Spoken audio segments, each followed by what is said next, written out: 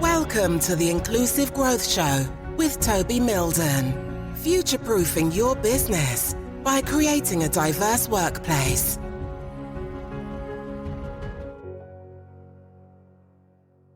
Hey there, thank you ever so much for tuning into this episode of the Inclusive Growth Podcast.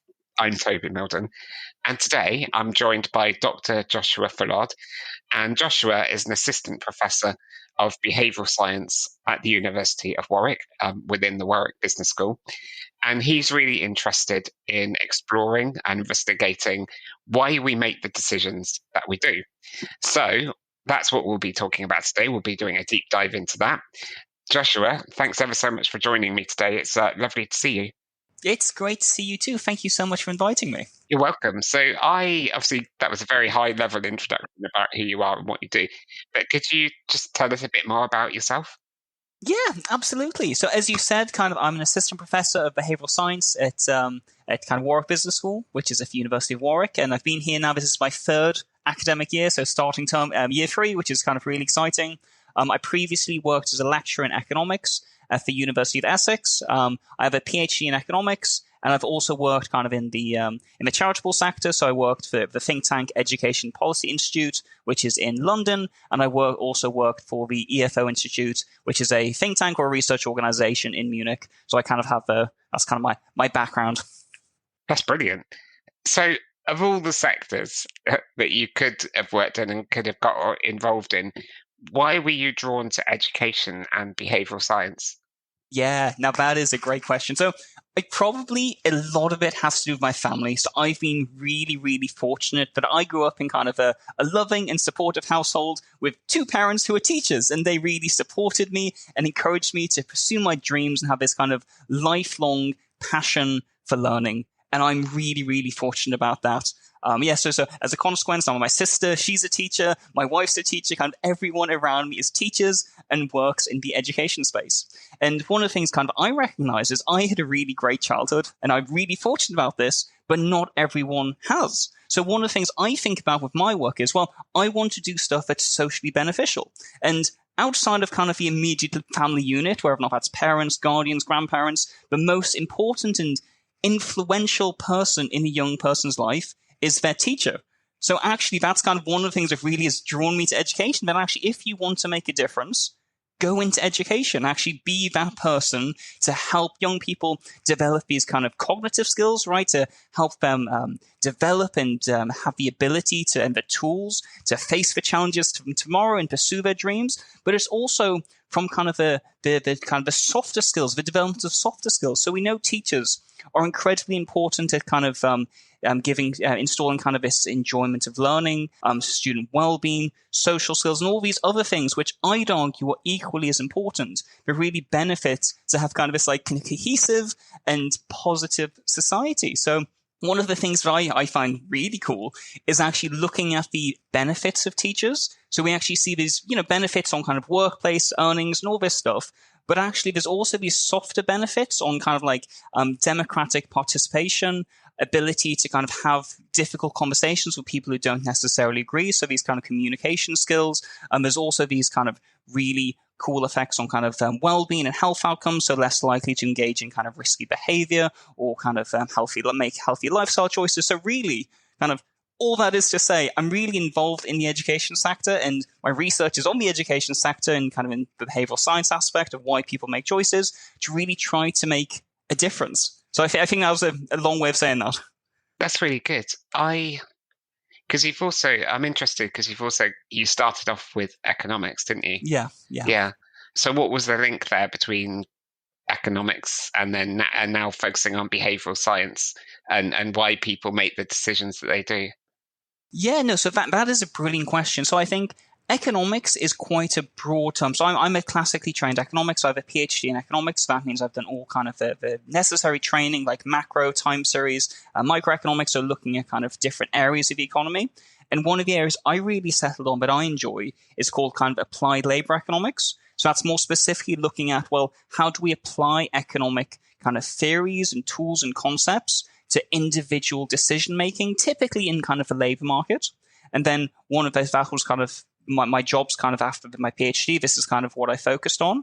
And then my wider objective, I went, well, actually, there are tools that kind of other disciplines are using, so like psychology, sociology, kind of these data analytics guys, that actually can also be applied to this space. So while I'm kind of specifically trained as an economist, actually there is an umbrella of researchers who essentially look at judgment and decision making, and actually my work can also kind of be categorized in that group almost. And I have, dare I say, gone to the dark side where I'm collaborating with sociologists, political scientists, psychologists, and it's and honestly, it's actually great fun because it's so this is probably going to talk about this more in detail, but actually having discussions and interactions with people who think differently than you and actually have different training and a background view actually really does help develop your own thoughts and research agenda and what you find interesting. I am fascinated by why we make the decisions that we do. It's something I talk about in my work with my clients. So I do a lot of work around our implicit biases as human beings. And I always say to kind of people that when I first learned unconscious bias myself, when I was working for the BBC, I went on this training course, and it was very much about biases that we had in favor or against different groups of people. Yeah. And I found out that I was mildly biased against disabled people from the Harvard Implicit Association test, which I was quite surprised about because I've got a disability that I was born with, and my brother's got the same condition. And I went to school with loads of disabled kids, and I've worked with loads of disabled adults. So I've had my kind of fair share of exposure to disability. Yet I've got this mild bias, and it's because of the society in which I've grown up in and how I've been influenced by that. And then I kind of say to people, actually, if unconscious bias training is handled badly, people can often leave feeling quite bad about themselves, like they must be an ableist in my case. So the point I'm getting to is that actually a framework that I like to use that I find really useful was created by the Neuro Leadership Institute in America. And they've come up with 5 groupings or categories of bias and how those biases show up in decision making.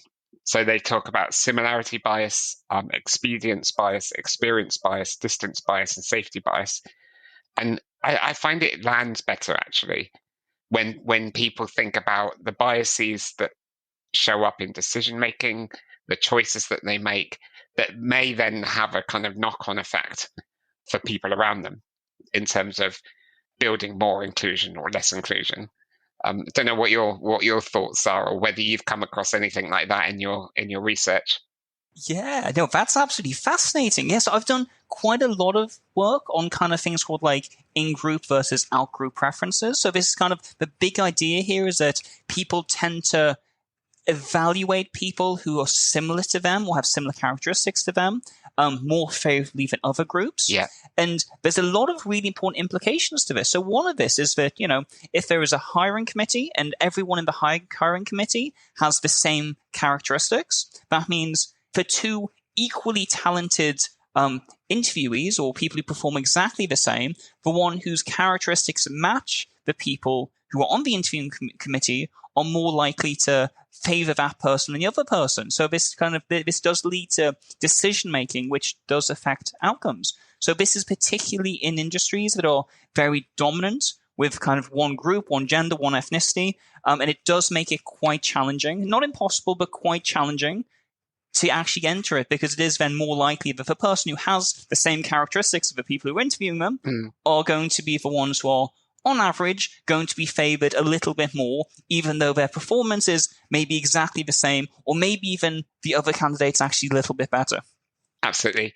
And that the in-groups, out-groups that you were talking about, that's very much the similarity bias that the Neuro Leadership Institute talk about. They specifically talk about creating in-groups and out-groups and over-appreciating the skills and abilities and experiences of people within our in-group, and then undermining or underappreciating those skills, abilities, and experiences of people in our out-group. And we're doing this unconsciously. It's not like we're pointing at individuals saying, you're in and you're out and you're in and you're out. It's like, it's such automatic unintended behavior in our kind of other than consciousness. Yeah. I'm really interested in the work that you do around assumptions. So could you explain to us a bit about the impact of workplace assumptions in a bit more detail?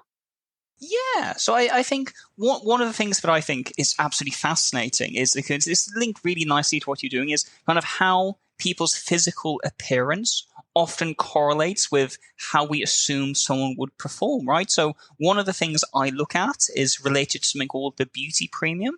So this is the idea that people often perceive people who are more attractive to be more competent or more able at a given task. And the really fascinating part of this literature is that my research suggests it's context dependent, which I'll get on to in a moment, but it also seems like it's this double-edged sword. So for interviewing, being more attractive means you're more likely to get your foot in the door, you're more likely to be offered the job. However, as it turns out, beauty is almost uncorrelated with actual ability to do almost every job. So actually, once they are in the workplace, people are actually evaluating them to a higher standard because they are more attractive, and actually then they're penalized for it because they're not meeting the standard that other people expect from them. So the beauty premium is this fascinating concept. And as I said, what I really want to do in some of my work is understand, well, is this context dependent? So can we find an environment where less attractive people are actually favored above more attractive people? And kind of me and some of my colleagues, we racked our head about this, and we were watching some kind of UFC, some mixed martial arts, and we just kind of noticed, hey, it looks like the kind of the stereotypical, brutal, aggressive fighters who are, I'd argue probably a little bit less attractive, they seem to be getting these decisions more likely than the more attractive fighters. So we this is exactly what we did. So in this context where violence and aggression is seen as a positive thing, we actually found that less attractive people were evaluated more highly. So that is, in an equally competitive fight, when we control for everything that happened, the less attractive fighter is more likely to deemed the winner. Right, so which is absolutely fascinating. So I think that this does kind of the big picture here is that, when you're hiring people, this bias automatically comes in where anytime you're evaluating someone's performance in kind of almost any context, this kind of bias is going to come in and is going to negatively affect how you evaluate someone, whether or not it's, evaluating fighters or sports people's performances, or whether or not it's evaluating kind of, just people you're interviewing their performances. Well, I found that really interesting because it was either in Blink by Malcolm Gladwell or Thinking Fast, Thinking Slow, where they were talking about how voters in America perceived how good-looking presidential candidates were. It's ringing a bell. I can't remember. It was in one of those two books. But basically, the researchers were saying that those presidential candidates who were deemed better looking, and it had something to do with the symmetry of their face as well, were more likely to get more votes. Does that ring a bell? Yeah, you nailed on. Yeah, so this is a great job for mentioning this. This is a really cool area of research. So so it is about kind of, I don't remember the exact, but it's about the proportions of a face measuring from the center to the sides. There's something about that symmetry that is kind of related to how perceived attractiveness is. So people with kind of more symmetric features and whatever it is are perceived to be more attractive.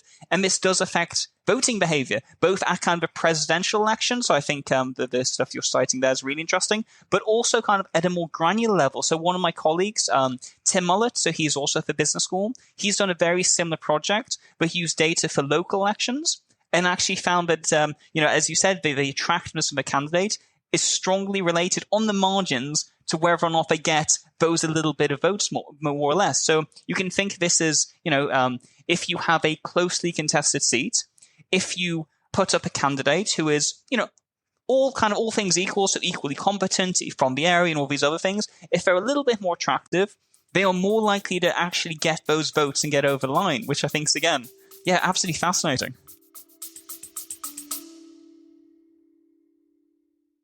If you're enjoying this episode and looking to boost equity, inclusion and diversity in your organisation, Toby and his team are here to help you. The team specialises in crafting data-driven strategies, developing inclusive leaders, designing fair recruitment processes, and enhancing disability confidence. With a blend of professional expertise and lived experience, we are ready to support you on your journey. Reach out to us through our website at mildon.co.uk. Now, back to the interview with Toby and his guest. So I've got two questions for you. So one is, how are we defining beauty? Because I'm assuming that this is kind of like a social construct, that Yes, yeah. beauty in terms of like UK or British terms might be very different to the other side of the world in Japan, for example. So that's kind of one question. Let's go with that one. So I mean, how are we defining beauty? Because I don't know. I've got my mum in my ear going, "Beauty's in the eye of the beholder." It's like Absolutely. So the way I measure beauty in kind of my experiments or kind of my work is I essentially show a few hundred people different images of people and just ask them to rate their attractiveness, and then look at that rating with kind of how people behave. So is someone who is perceived to be more attractive, are they more likely to get the vote? Are they more likely to win the fight? Are they more likely to get the job? And kind of these different things. So that's how kind of I measure this. And it's always important to do in the same kind of context. So it's kind of, typically kind of Western people evaluating the attractiveness and then applying this to kind of Western decision making. And I think most of the work that I'm aware of uses kind of an approach very similar to that. Some of the work we've just mentioned uses kind of like face symmetry, and they use kind of some measures around that. But I think it would be really fascinating to look at kind of cross-cultural differences in these effects. So, so what I'm talking about is typically work that's been found in kind of the UK and the US. It'd be really fascinating to say, well, in other cultures, do these results hold? Now, I'm sure there is lots of really good work on this, but I do work on a lot of different areas, and I haven't been able to read everything. Yeah. But that's a really great question. I can imagine once you start researching this, I mean, you could really end up going down lots of rabbit holes. It's fascinating, and there's just so much that you could sort of research and read about it. And I was really interested.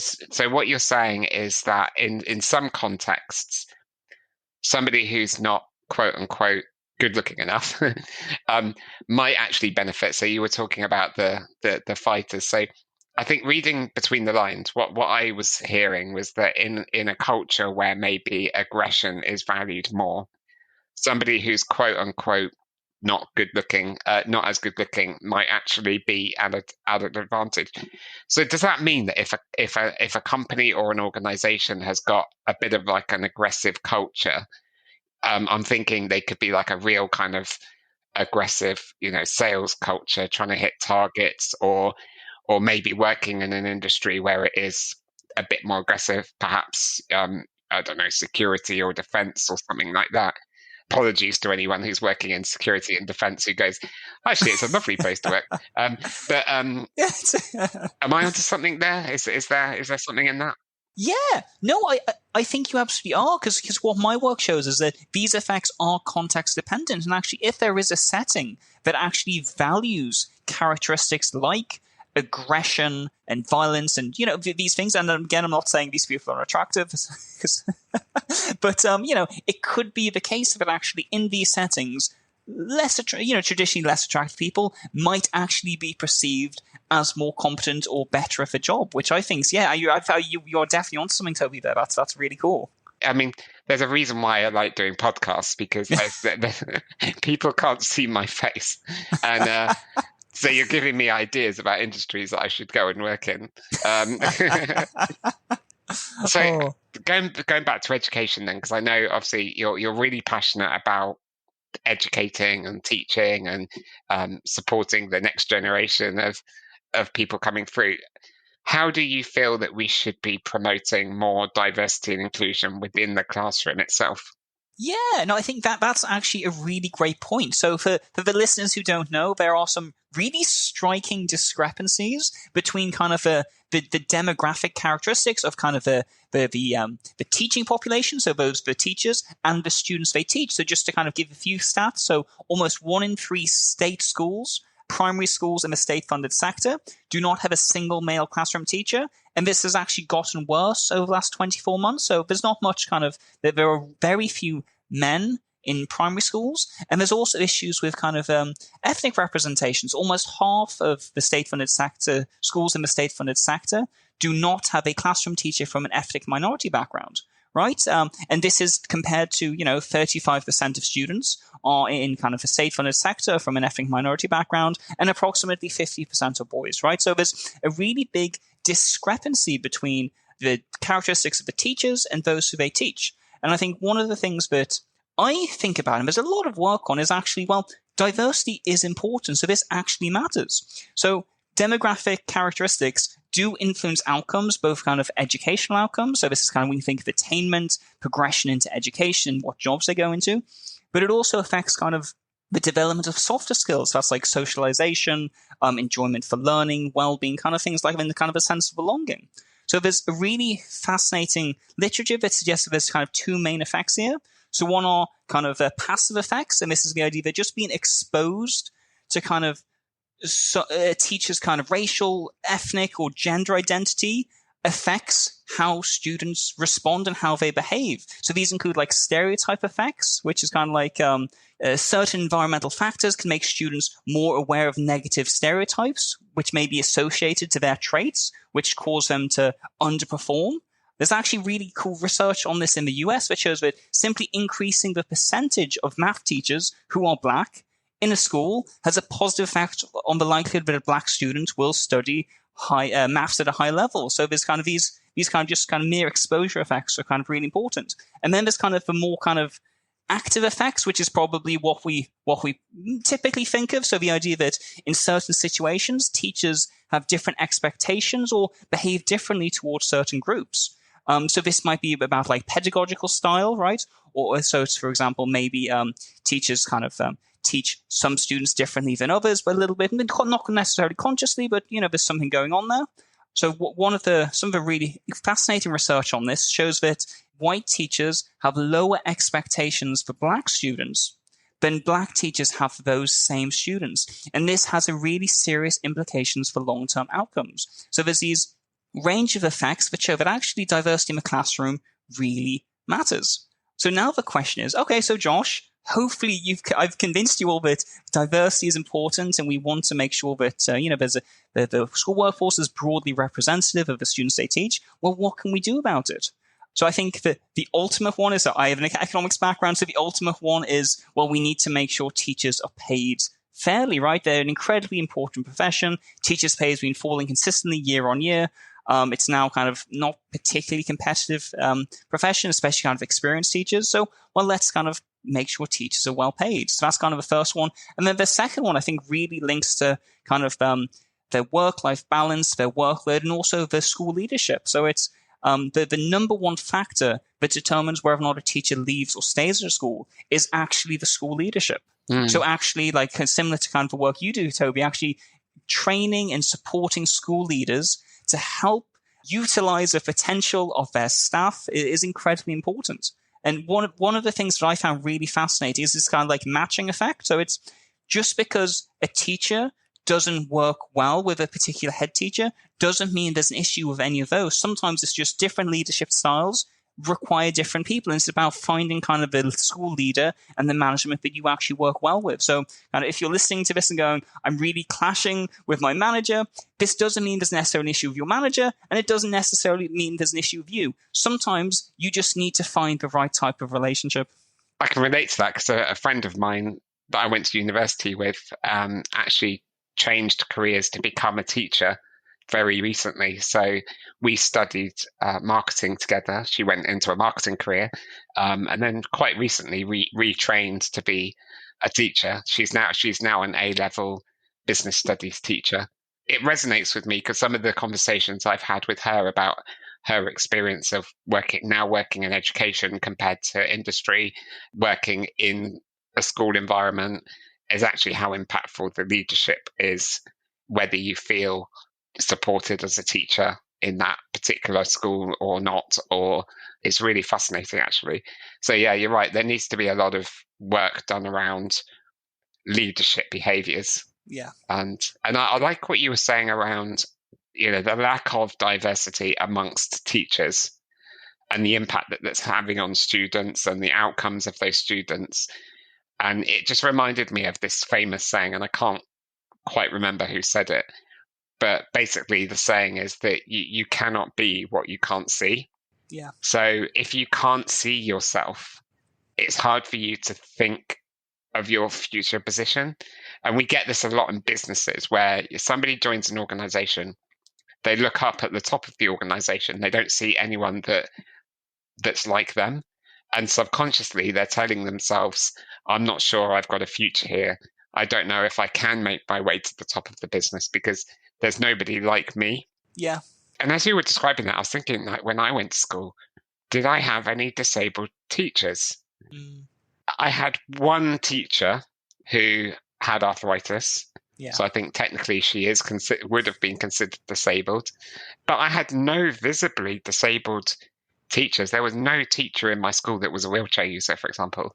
Yeah. Yeah. It was fascinating. Yeah, that's kind of crazy. So yeah, because I think one of the things that I was speaking about kind of is kind of the importance of like these role model effects. So in the kind of the school area, this means that students have different or higher expectations for themselves if they have a teacher who has similar kind of characteristics to them. Because the idea of this is saying, as you nicely pointed out, that, hey, look, if I can see someone who has the same characteristics as me, they went to university, they've been successful, now they're a teacher, why can't I do that? And I think you're right, that translates really nicely to business.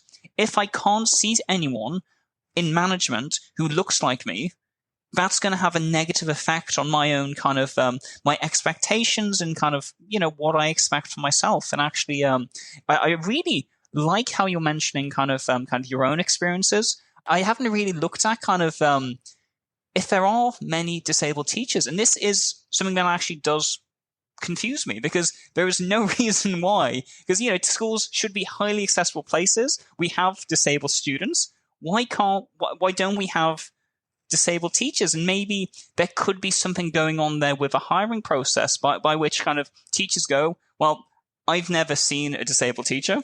This person's disabled, and therefore they're maybe evaluated lower than they should be. So that's, I think, something really fascinating.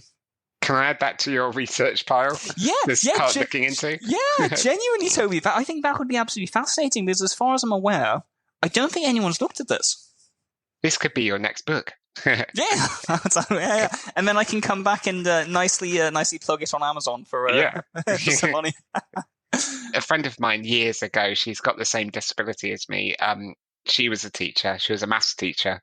She left education and now works for a disability charity.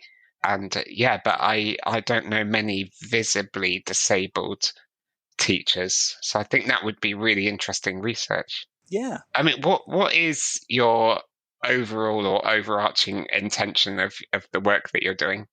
Yeah, so I'm really fortunate. So I'm doing work that I'm interested in, and a lot of other people are interested in this type of work. And I've been quoted in the House of Commons, which is really cool. So I'm on Hansard, which I've screenshotted it. I'm very, very excited about that. I'm fortunate enough to be kind of on the front page of the Times, the Telegraph. I've been on kind of radio, ITV News. So I'm really fortunate that I have got quite a nice kind of presence kind of in kind of a policy space. One of my hopeful impact or in kind of intentions of my work is to make sure that people have access to good research. So I think one of the things that we know is that there's a lot of research out there, but it's a shame to say not all of it's good. So actually quite a bit of it's quite bad. So I think it's about kind of ensuring that good research is out there and understood and listened to, while we kind of make sure that we can kind of move the lower quality research or it's kind of to the side. So I think so. Yeah. So one of the things I want to do, or hopefully am doing, is kind of showing people that actually not all research is created equal, and make sure that kind of the research that is good is presented to the people who make decisions, so that they actually are more informed and actually more well informed about what choices we should make. Yeah. So that's kind of big picture.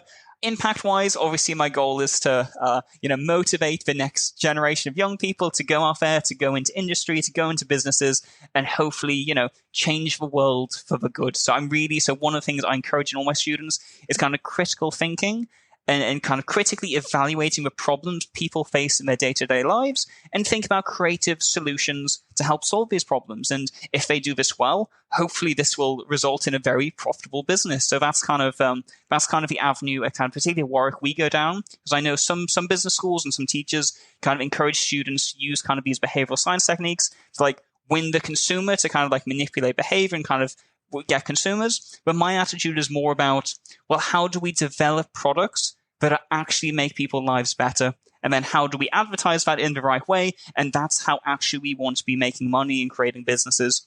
Well, that's so critical for entrepreneurship and business. I mean, entrepreneurs, in my view, are problem solvers. Yeah, 100%. And then they build teams to solve those problems.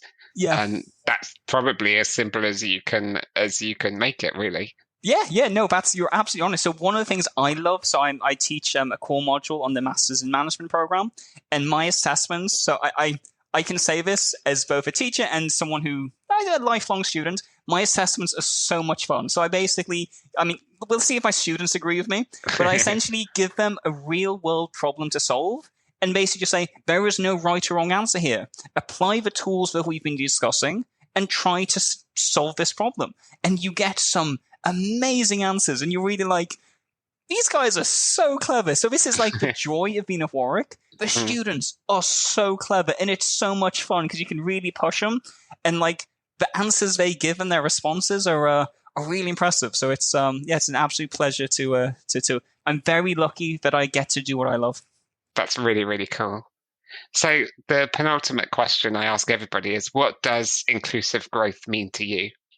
Yeah, so I think this is a brilliant question. And I think in my mind, this is all about creating an environment where everybody, regardless of their characteristics, if they're disabled, everything kind of can come together and we can hear these voices to develop both as individuals, as a company, and as a society. Because if we're not hearing from everyone, we're missing really valuable inputs that can help inform and make better decisions. And I think that's really consistent with what my research shows. People are biased in how they make decisions, and actually having a more representative or balanced group of people making these decisions leads to better outcomes for everybody.